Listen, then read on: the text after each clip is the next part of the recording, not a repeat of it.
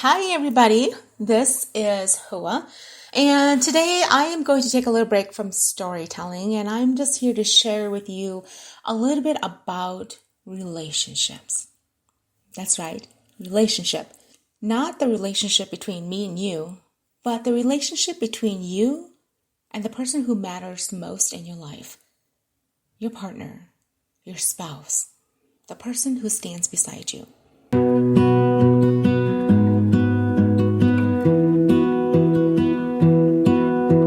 I lose my breath whenever I see you.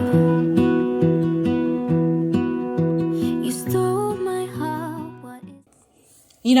When I was growing up, I was always given the role as the mother to play during the times where we played Nitayatsi.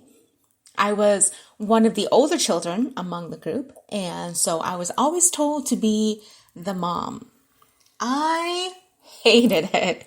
I wanted to be the nae. Come on. I wanted to be the pretty one who had two men chasing her because the whole world also wanted her. Well, I never got to be her until I met my husband. When you meet the right person, or in this case, the right man, you are the nae every single day. I married pretty young. And when I say pretty young, I mean pretty young. I was part of the generation that wed early in life. But, I don't regret a single moment of it because today, here I am with you, sharing this to you. So many people say that when you married young, your life is bound to be a mistake and that your marriage will at some point break. Not true. It only happens when you choose to make it become that way. It doesn't matter if you married young or when you were well into your 40s. Turn of events happen based on your choosing. Marriage is hard work, no matter what anyone says. You can't expect someone else to make you happy if you're miserable inside. And so many people think that, okay, if I just find the right one, he will help me become happy. No. If you're sad and if you're empty, the other person will never be able to fill that part because you won't allow it to. You won't allow it because you're still hurting. And you will pull away when they try to get close to you. And until you heal from that, you'll only be sitting together in a union and not be in love. So where does the nae part fall into this? Well, when I married my husband, he said to me, I know that you didn't get a chance to be itulonggo for long because I plucked you right out. I'm nodding my head thinking, yeah. But then he added, it's okay. Because you're going to be my longgo for life. You're going to be my nae forever. And I thought, oh, is that how it works? Not for everyone, he replied, but for me it will be. So when you find the right person in your life, you instantly become nae forever. And you find that your pae is within reach. Because heck, we grow up watching nae and pae all the time with our parents. And we just want itu pae. Well, turn to your husband right now. There's your pae. If you look at him and treat him like itu pae, he will become one. If you treat him like pae's best friend, he'll suddenly start to lose his meaning. You want him to be your pae, right? So treat him like one.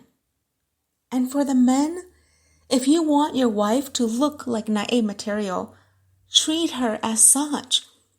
Be gentle with her, be kind, and be reasonable, and you'll see her go from wife material and nae in 0.5 seconds. Somewhere in between, we always say, oh, ka lao ta, gu lao dua. What does that mean anyway? It means you've gotten old. You see, I don't believe in that. I believe in growing young together. That means never stop dating each other. That means never stop chasing one another and never stop flirting. You know, when you're dating, it was honey, baby, sweetie. And then when married, it turns to 你不老, 你讨老. What happened there? The idea of chasing ended because you got the person you sought to get. Does that mean you start to treat her like she means little to you? Absolutely not. When you carry the name husband and wife, it's a time of honeymooning together. It's beautiful. And then suddenly you become mom and dad. And getting naked in front of each other is a whole other routine. Because then you look at one another and you ask, when did you get that wrinkle in your butt? Don't let it be where you become strangers, that you don't know how to be intimate without being shy. Your marriage bed should never be one to carry cobwebs. So, here's a few things I want to share with you on how I keep my marriage of 25 years up and going strong. And hey, some may work for you. Awesome! I want to hear about it. And some may not work for you. Still okay. But I also want to hear about it. Number 1, texting. I can't begin to tell you how much I love receiving texts from my husband when I wake up in the morning. He's at work most times. He's already kissed me and left. But as soon as he sits at his desk, he's already texted me a message. So when I wake up, it's there waiting for me. A simple, good morning, love. Enjoy your day. See you at lunch. Melts me, and I have that dumb smile on my face, feeling warm. Number 2, holding hands. Do it. Still. Because it creates a bond between you both. It's important to maintain the same things you did to win her heart from the beginning. Keep it up and you'll win her for life. Number 3, midnight dates. Oh, those are the best. I call it ramen noodle midnight dates. We have 7 kids aged 23 to 11 months old. So sometimes the house gets a little loud, and when all the kids go to sleep, I pop in some ramen noodles and we eat together to share our day. Those are the best. And that's when the tingling of first love sets in again. Number 4, take photos together. A lot. We're living in a time where photos are so easy to take, and yet we never take them. You see, I grew up in a time where you had to buy a camera, buy a roll of film, and then go to pay to have it developed, only to find that your eyes were closed in all of the photos and not one came out good. And if you had no money to develop them, they sat in your drawer until they became bad and could no longer use anymore. These days, it's a click of your phone. Take photos often because one day, it's all you're going to have. Number 5, slow dance in the dark, in the kitchen, together with no music.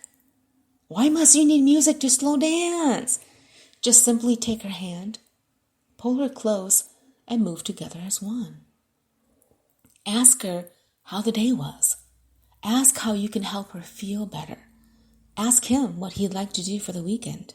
Ask and listen. Number 6, massage.